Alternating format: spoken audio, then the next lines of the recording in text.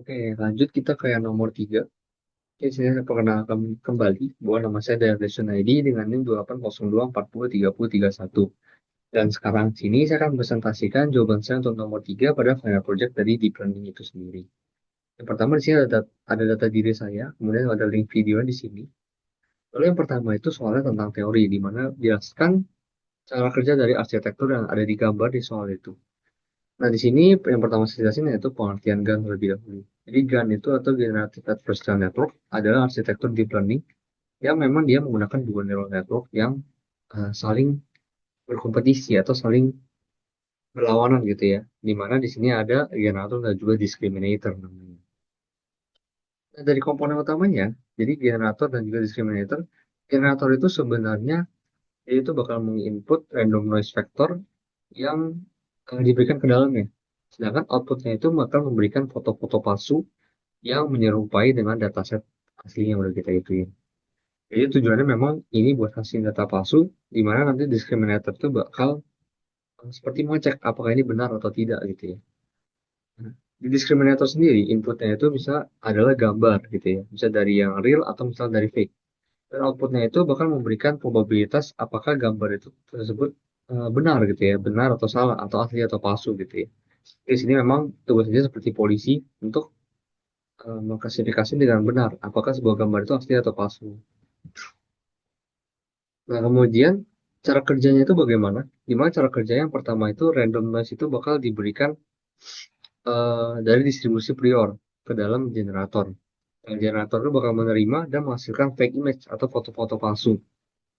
Lalu foto-foto palsu itu bakal diberikan kepada discriminator. Nah, discriminator di sini menerima dua jenis gitu ya.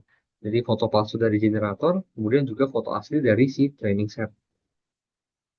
Lalu kemudian diskriminator ini dilatih untuk bisa membedakan real atau fake fotonya, asli atau palsu dari foto ini. Atau benar atau salah dari fotonya yang diberikan gitu ya. Lalu di sini generatornya juga dilatih untuk menipu si discriminator ini. Biar saling berkompetisi gitu ya, saling apakah bisa mana yang lebih bagus gitu ya. Lalu untuk fungsi objektifnya atau loss functionnya di sini menggunakan minimax objective function, yang dimana ada empat komponen, ada dx, gz, pdata, dan juga pz. Dimana dx itu probabilitasnya, lalu GZ itu gambar yang dihasilkan, gambar noise-nya, lalu P-data itu distribusinya, data aslinya, dan juga PZ itu distribusi dari priornya. Nah, di sana kemudian ada proses adversarial, di mana proses adversarial itu generator itu bakal memberikan gambar palsu, lalu memperbarui bobot modelnya biar ya hasilnya itu bakal lebih mengecoh lagi gitu, lebih bagus lagi tipuannya. Lalu diskriminator ini dia bakal mengevaluasi gambar asli dengan makin ke atas atau makin ke targetnya satu. Untuk mengevaluasi gambar hasil generator buat yang generator itu artinya data yang fake itu makin ke nol gitu ya. Di sini bakal memperbarui setiap bobot agar semakin akurat gitu, bisa membedakan gambar asli dan palsu lebih bagus lagi. Lalu di sini juga ada kondisi konvergensinya di mana mereka itu bisa mencapai keseimbangan gitu ya, ketika generator itu memang menghasilkan gambar yang tidak bisa dibedakan dari data asli, tapi si diskriminator ini juga memberikan probabilitas 0,5 untuk setiap inputnya. Jadi netral gitu ya. Nah, ini bakal menghasilkan generator PG sama dengan distribusi aslinya. Mungkin ada analogi sederhana di mana Gana ini generator itu seperti maling gitu ya, atau pemalsu. Di sini contohnya pemalsu uang gitu ya. Jadi dia bikin uang palsu, yang dimana uang palsu ini bakal diredarin ke masyarakat. Nah, kemudian si polisi ini bakal mendapatkan uang palsu tersebut dan juga uang asli, dan dia ngecek kalau misalnya ini bisa dibedakan, ini bisa nggak ini uang palsu jadi dekat ke nol, sedangkan ini uang asli dekat ke satu atau kebalikannya gitu ya. Jadi memang saling berkompetisi dari si pemalsu uang ini dan juga polisinya gitu.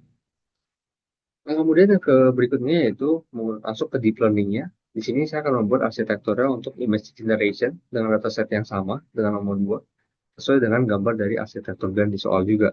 Lalu untuk evaluasinya menggunakan preset insertion distance atau FIT di sini. Di sini juga saya pertama-tama tentu saya mengambil library yang saya butuhkan. Di sini library-nya misalnya untuk deep learning saya menggunakan pendekatan yang berbeda dengan yang nomor 2. Nomor 2 tadi saya menggunakan eh, TensorFlow. Untuk nomor 3 saya mencoba menggunakan torch, PyTorch gitu ya. Di sini ada kuda yang digunakan, lalu ada random seed-nya. Di sini saya juga menjalankan menggunakan Kaggle. Jadi untuk dataset yang train dan juga test di sini eh, saya menggunakan upload ke Kaggle datasetnya. Di sini saya tidak memisahkan, tidak saya tidak menggabungkan untuk training dan juga testing, karena trainingnya ini bakal saya gunakan untuk mengevaluasi, bukan evaluasi, modelnya belajar. Sedangkan testing di sini akan saya gunakan untuk evaluasi ke mendapatkan fit-nya, evaluasi dari fit-nya. Sehingga training dan testing tidak saya pisahkan dan saya menggunakan apa adanya dari datasetnya. Untuk kelasnya juga sama, saya menggunakan oil gas field dan juga stadium, karena memang kebetulan data saya itu yang saya dapatkan dari NIM saya ganjil dan juga saya laki-laki. Gitu ya. Ini image size sesuai soal, lalu dan seterusnya. Pokoknya saya menggunakan 200 ini, image size 64 dan nilai di 0,0002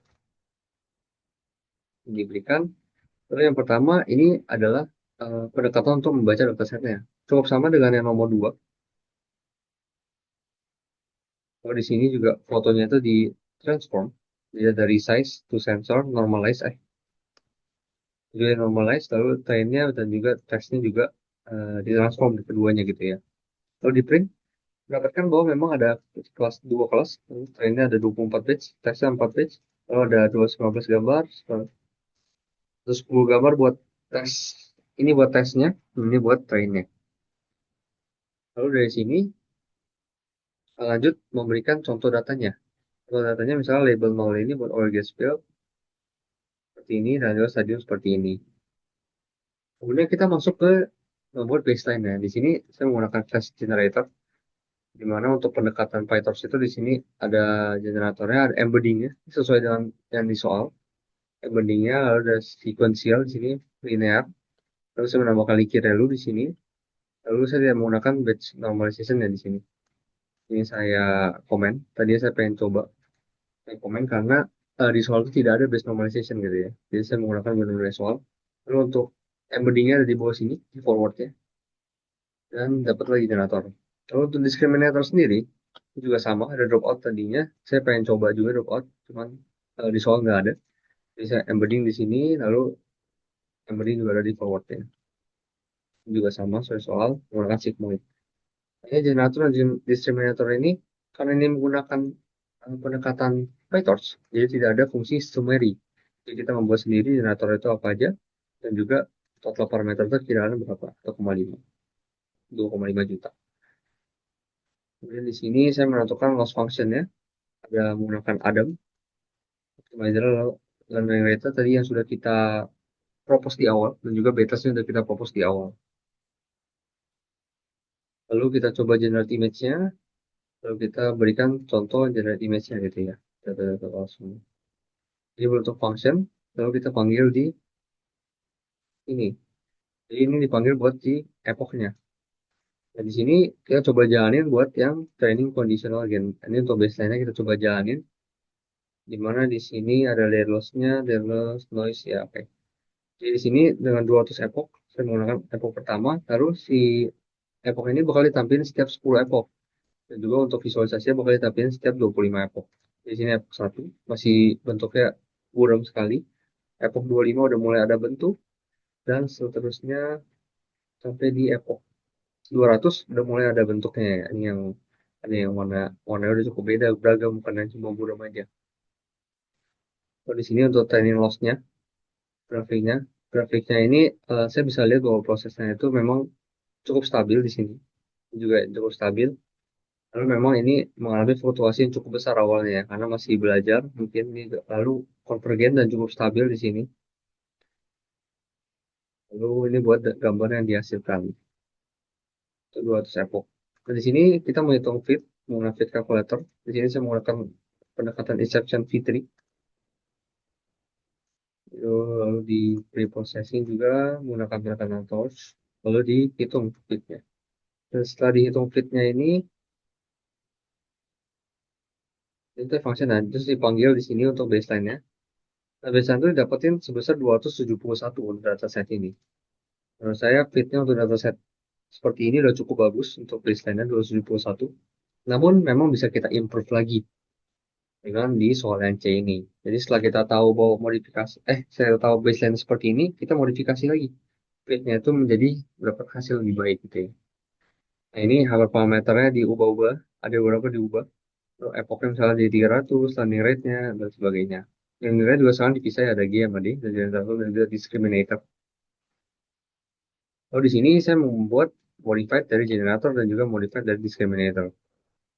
Di mana untuk di sini ada beberapa tambahan, misalnya ada NGF, eh, ada self projectnya juga, ada base normalization dan sebagainya. Untuk yang modified juga ada tambahan-tambahannya. Di sini ini juga sama. Parameter sudah tidak ada pendekatan sumeri, kita membuat ini total parameternya memang lebih besar. 2.900.000, terus ini lebih kecil ya, 464. Nah, ini saya menggunakan juga sama optimizernya Adam.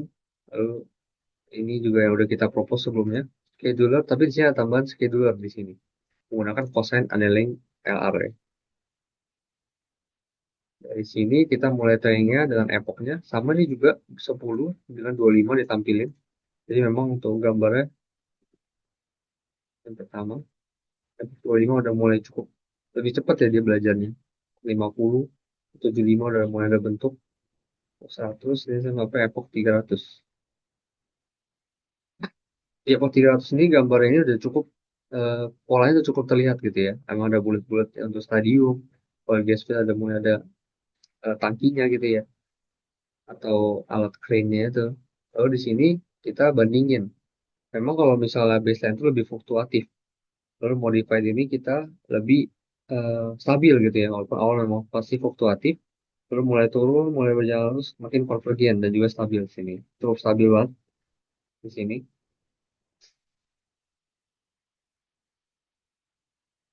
Lalu gambarnya sih mana nih. Terakhir dievaluasi fitnya ini ya. Fitnya itu dievaluasi. Di mana untuk yang modified ini dievaluasi mendapatkan, kita mendapatkan fit sebesar 186. Dari yang tadinya baseline itu ada di sekitar 270 tadi kalau tidak salah. Jadi peningkatan sebesar peningkatan ke 186, sekitar 85 peningkatannya. Ya dirasa sudah cukup. Oh ini ada nih. Jadi di sini ada perbandingan terakhirnya di mana biasanya itu dari 271 dan juga untuk modifiednya ada di 186. Peningkatannya itu ada di 31,5% dengan peningkatan 85. Cukup bagus menurut saya ini untuk data set seperti ini.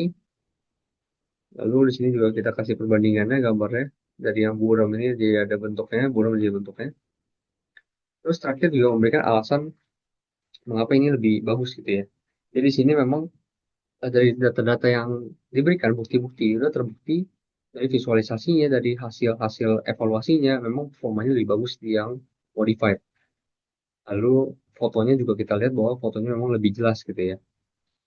Lalu di sini juga saya mengganti generatornya basis fully connected, yang tadi fully connected menjadi DCGAN base. Lalu struktur spasial dan tekstur citanya bisa menjadi lebih baik lagi. Di sini juga ada spectrum normalization ini pada discriminator. Lalu ada biar ketidakseimbangan itu lebih berkurang. Lalu project discriminator biar informasi classable itu bisa lebih efektif lagi digunainnya. Lalu sisi parameter tuningnya itu memang ada beberapa perubahannya. Jadi dimensi noise factor di 128, ada TTUR, learning rate juga dipisah dan ada dua beda. Dan juga terakhir ada Quotient Annealing Learning Rate Scheduler. Jadi learning rate itu bisa diturunin secara otomatis selama pelatihannya. Dan memang dari hasil ini evaluasi ya ini. Jadi rate score-nya memang udah menurun sebesar 31% dan model ini berhasil memberikan hasil yang cukup baik dengan gambar yang diberikan. Sekian presentasi saya untuk ketiga nomor ujian ini. Semoga kiranya presentasi ini eh, bisa menghasilkan hasil yang baik. Dan bisa minta maaf bila ada kesalahan baik pengucapan maupun penulisan. Dan terima kasih.